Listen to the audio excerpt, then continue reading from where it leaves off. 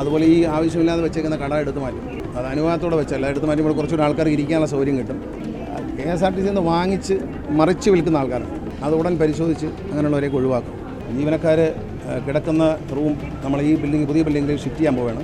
പിന്നെ ഈ സ്പേസിന് ഒരു സെക്യൂരിറ്റിയെ കാവലായിട്ടിടും. പകൽ സമയത്ത് എല്ലാവരും ഉണ്ട്, സന്ധ്യ കഴിഞ്ഞാൽ ഒരു സെക്യൂരിറ്റിയെ അവിടെ നിർത്തും. നമ്മൾ പാലക്കാടുള്ള ഏതെങ്കിലും വ്യവസായ സ്ഥാപനങ്ങൾ സഹായിക്കണം, അവരൊരു പരസ്യം നമുക്കിവിടെ വയ്ക്കാൻ കൊടുക്കും. അവർ തീർച്ചയായിട്ടും സഹായിച്ചാൽ നമ്മുടെ ഓഫീസും അവർ കിടക്കുന്ന ഡോർമെറ്ററി ലേഡീസിൻ്റെ ഏജൻസി ഇതൊന്ന് AC ചെയ്യാൻ വേണ്ടിയിട്ട് സ്പോൺസർമാരെ ക്ഷണിക്കുന്നുണ്ട്. പാലക്കാട് കന്യാകുമാരി മിന്നൽ സർവീസ് അല്ലേ, രണ്ട് മിന്നൽ ബസ്സുകൾ പുതിയതായിട്ട് വരുന്നുണ്ട്.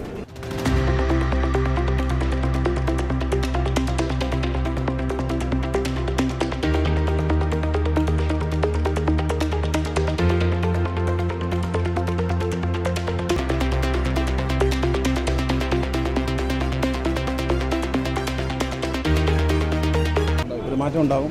ജീവനക്കാർ കിടക്കുന്ന റൂം നമ്മൾ ഈ പുതിയ ബിൽഡിങ്ങിൽ ഷിഫ്റ്റ് ചെയ്യാൻ പോവുകയാണ്. അതുപോലെ ഈ ആവശ്യമില്ലാതെ വെച്ചേക്കുന്ന കട എടുത്ത് മാറ്റും. അത് അനുവാദത്തോടെ വെച്ചല്ല, എടുത്ത് മാറ്റുമ്പോൾ കുറച്ചുകൂടി ആൾക്കാർക്ക് ഇരിക്കാനുള്ള സൗകര്യം കിട്ടും. പിന്നെ ഈ സ്പേസിന് ഒരു സെക്യൂരിറ്റിയെ കാവലായിട്ടിടും. കാരണം അത് രാത്രി കാലങ്ങളിൽ തുറത്ത് വയ്ക്കാൻ പറ്റാത്ത ചില സാഹചര്യമുണ്ട്. അപ്പോൾ അതുകൊണ്ട് പകൽ സമയത്ത് എല്ലാവരും ഉണ്ട്, സന്ധ്യ കഴിഞ്ഞാൽ ഒരു സെക്യൂരിറ്റിയെ അവിടെ നിർത്തും നമ്മൾ. പിന്നെ ഈ ഓഫീസ് AC ചെയ്യാനായിട്ട് സ്പോൺസറെ കണ്ടുപിടിക്കാൻ അവർ പറഞ്ഞു. പാലക്കാടുള്ള ഏതെങ്കിലും വ്യവസായ സ്ഥാപനങ്ങൾ സഹായിക്കണം, അവരൊരു പരസ്യം നമുക്കിവിടെ വയ്ക്കാൻ കൊടുക്കും. അവർ തീർച്ചയായിട്ടും സഹായിച്ചാൽ നമ്മുടെ ഓഫീസും അവർ കിടക്കുന്ന ഡോർമെറ്ററി ലേഡീസിൻ്റെ ഏജൻസി ഇതൊന്ന് AC ചെയ്യാൻ വേണ്ടിയിട്ട് സ്പോൺസർമാരെ ക്ഷണിക്കുന്നുണ്ട്.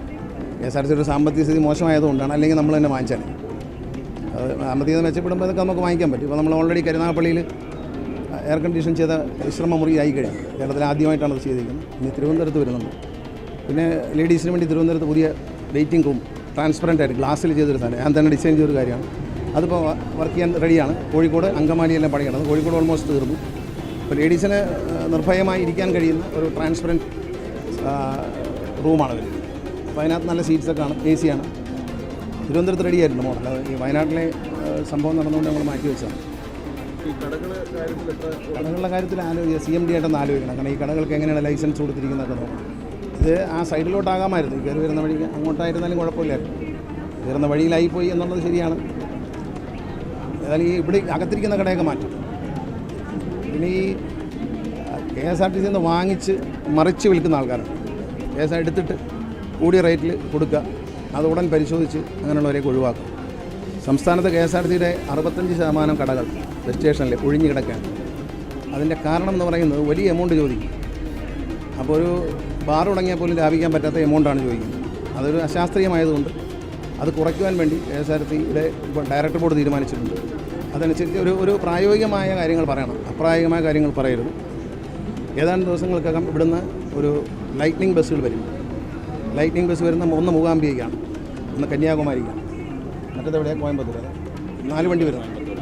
തിരുവനന്തപുരം കോയമ്പത്തൂർ വണ്ടി, കാസർഗോഡ് കോയമ്പത്തൂർ 4 വണ്ടി ഇവിടെ നിന്ന് ആരംഭിക്കും. മിന്നൽ സർവീസ് വരുന്നത് മൂകാംബിക, പാലക്കാട് മൂകാംബിക. പാലക്കാട് കന്യാകുമാരി മിന്നൽ സർവീസ് അല്ലേ, രണ്ട് മിന്നൽ ബസ്സുകൾ പുതിയതായിട്ട് വരുന്നുണ്ട്. സെപ്റ്റംബർ മുതൽ ഒറ്റത്തവണയായിട്ട് ശമ്പളം കൊടുക്കാൻ കഴിയും. കഴിഞ്ഞ ദിവസം അങ്ങനെ ഒരു കഴിയുമെന്ന് പ്രതീക്ഷിക്കുന്നു. ചില സാങ്കേതികമായ പ്രശ്നങ്ങളുണ്ട്, അത് അതിനുമ്പോൾ പരിഹരിക്കാൻ കഴിയുമെന്നാണ് വിചാരിക്കുന്നത്. 1-ാം തീയതി അല്ലെങ്കിൽ പറ്റുമെങ്കിൽ 1-ാം തീയതി കൊടുക്കും, 1-ാം തീയതി അല്ലെങ്കിൽ അടുത്ത ദിവസങ്ങളിൽ കൊടുക്കാൻ കഴിയുന്ന നിലയിലാണ് മുഖ്യമന്ത്രിയുമായി അദ്ദേഹം ചുമതലപ്പെടുത്തിയിരിക്കുന്നത്. അങ്ങനെയാണ് മുഖ്യമന്ത്രി അതിലെ സജീവമായ ഇടപെടലുണ്ട്. അദ്ദേഹത്തിൻ്റെ ഇടപെടൽ കൊണ്ടാണിത് ഒരു പ്രത്യേക ശൈലിയിൽ എത്തുന്നത്. നമ്മളൊരു ഐഡിയ പറഞ്ഞു, അദ്ദേഹം അത് നടപ്പിലാക്കി തരാൻ വേണ്ടി എല്ലാ സഹായം ചെയ്യുന്നുണ്ട്. തൊഴിലാളിക്ക് ഒരുമിച്ച് ശമ്പളം കൊടുക്കുക എന്നുള്ളതാണ് മന്ത്രിയായി വന്ന ദിവസം തന്നെ മുഖ്യമന്ത്രിയുടെ എന്നോടുള്ള നിർദ്ദേശം. അത് പാലിക്കും, അതിനുവേണ്ടി പരമാവധി ശ്രമിക്കും. ഏതാണ്ട് എല്ലാം റെഡിയായിട്ടുണ്ട്. ചില പേപ്പേഴ്സും കൂടി അത് ബാങ്കിൻ്റെ ഭാഗത്ത് ചില പേപ്പേഴ്സ് റെഡിയാവാണ്. നമ്മളെല്ലാം റെഡിയാക്കി കൊടുത്തിട്ടുണ്ട്. KSRTC ചെയ്യേണ്ട ജോലിയെല്ലാം ചെയ്തിട്ടുണ്ട്.